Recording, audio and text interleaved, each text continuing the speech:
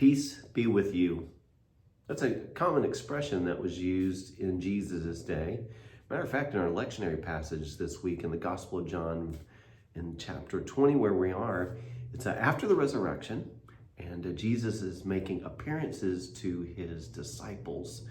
And twice it has him making an appearance in a locked room, which would have been a little disconcerting for him to basically have walked through a door and entered into the presence of his disciples.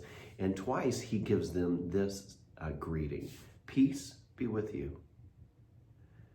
He is offering them peace in the middle of what had been a very disconcerting time for them. Now, the Christian understanding of peace is not a cessation of hostilities.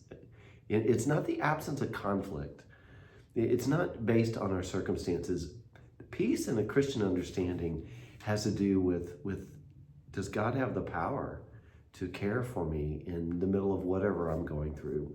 Does God have a plan that will be worked out? And am I included? Those three things have to be a part of our faith in order for us to find peace. Does God have power? Does God have a plan? And am I included? And when you put those three things together, regardless of the circumstance we find ourselves in, if we have faith in those three things and we have faith in the overarching providence of God, then we can find peace. Have you ever been in a foreign country or in a foreign city and you had a tour guide that was helping you navigate the place that you wanted to see and the things that you wanted to do? As long as you had confidence that that tour guide knew what they were doing and could pull it off and really had compassion for you, you had a lot of peace to just enjoy the ride. That's how I see our relationship with God bringing about peace. A lot of things are out of our control. Matter of fact, almost everything is out of our control if we'll really admit it. The peace that we find is not in the absence.